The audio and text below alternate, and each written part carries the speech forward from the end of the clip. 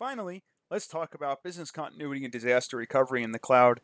I've covered these topics a little bit in previous units, and we'll cover it again here a bit, but in the context of the infrastructure, cloud infrastructure and platform.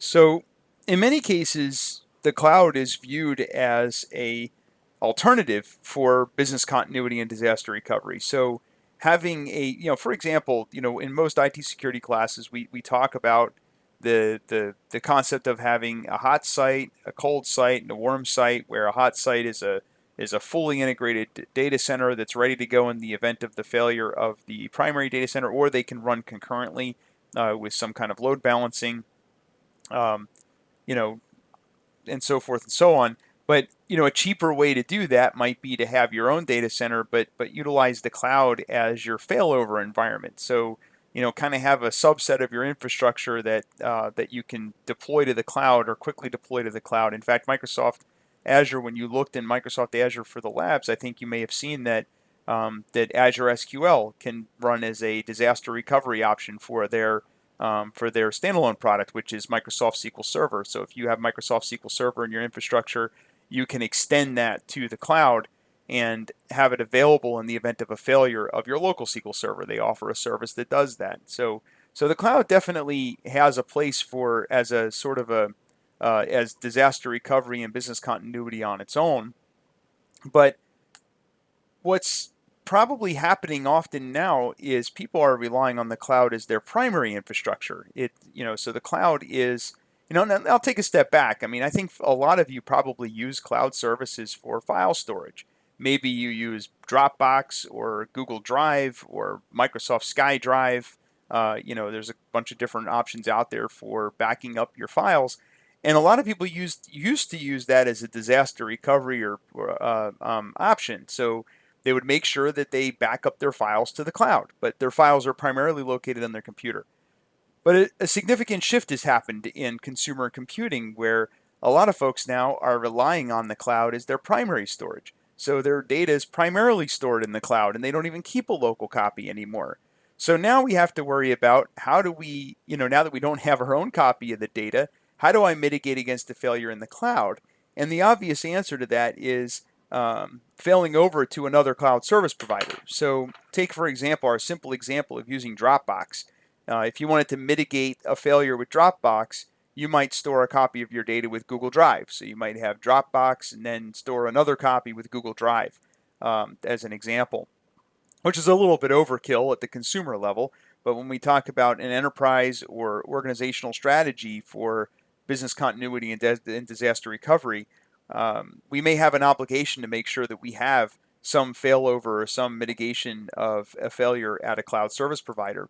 And there are certainly other alternatives than other cloud service providers for storing your data or for having that infrastructure available in the event of a disaster or for business continuity. So as far as planning factors, so important assets within the cloud, the assets that we have to be aware of are the data and processes. We usually don't have any physical assets to worry about.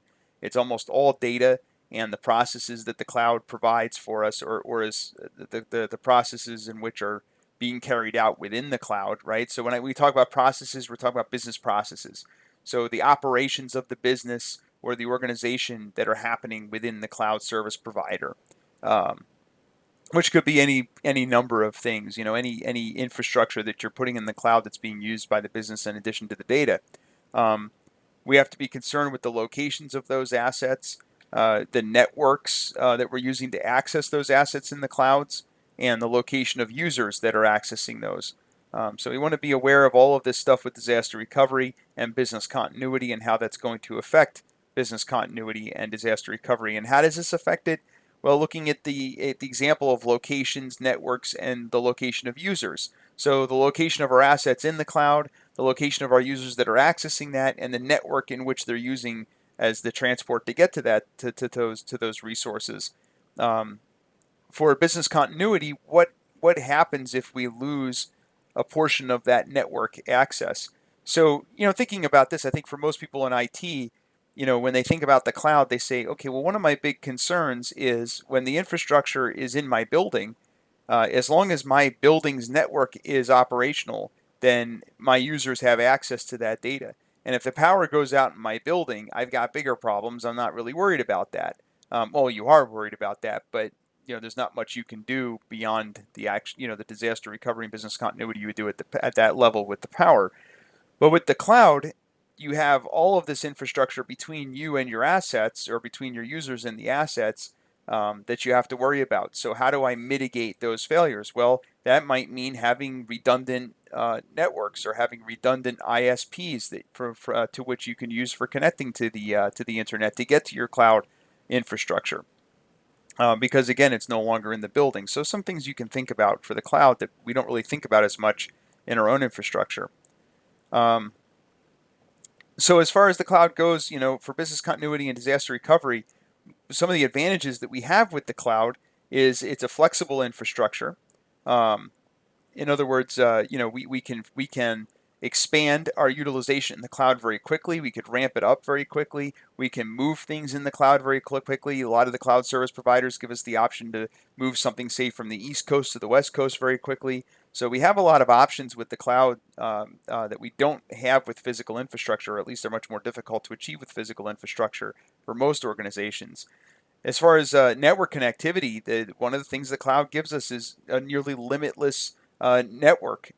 If I have network connectivity to my small office, home office, or even a mid-sized organization, I'm limited in the type of network I can have. So, maybe I'm limited to having a FiOS or a cable connection, through some, like business cable or something like that. That's, it's not super reliable, and you don't get the best bandwidth, but it's good enough for most people. But I can't host services on something like that. But out in the cloud, I have nearly limitless network connectivity. I have, they give us a ton of bandwidth in the cloud, and we can ramp up to use that bandwidth. So as far as business continuity and disaster recovery goes, we have much more, or much a possibility, I should say, for much broader network utilization. So that reduces our operational risk. In other words, we have way more users using the network than we thought, or something like that. We reduce that risk, so that becomes a much lower concern for us with the cloud. Cloud infrastructure resilience refers to the, as far as cloud infrastructure goes, there's so much redundancy, and we've the cloud service providers, they have in their favor the economy of scale, so they can have much more redundancy than we can create in a smaller environment. For example, cloud service providers have almost all of the three major cloud service providers, Google, Amazon, and Azure, have hundreds of data centers all over the world. Most of us can't do that. Most of us can't afford to have something like that. With Azure, with a click of a button, I can deploy virtual machines in multiple different regions and have them running, have replicants running in many different regions. That certainly makes it much more resilient to failure. So that's certainly another thing to think about as far as business continuity and disaster recovery goes. So some of the strategies are, as far as location, considering switching cloud service providers as part of your strategy as far as location goes if needed. Consider diversifying your data. In other words, don't have all your data in one provider. You can make sure that you have it diversified among many different providers, and that you're not locked into a single provider. Active and passive replication of functional systems, so we can have multiple systems running concurrently. So if there's a failure of one system, we can either have a passive failover to another system running in a different region, or we can have active, which means multiple replicants running concurrently that can all handle that traffic, which is kind of like a cluster, which I talked about earlier in this course. And then planning and provisioning for disaster recovery cutover process, making sure that you have a plan for how you're going to cut over in the event of a disaster, and returning to normal operations. So as far as business continuity and disaster recovery planning, not unlike any other area in IT, we have a scope of the plan, we gather requirements and context, we do an analysis of the plan, we do some risk assessment, do our plan design. So how will the solution be invoked? What are the procedures? How will the failover affect users? How will the failover be tested?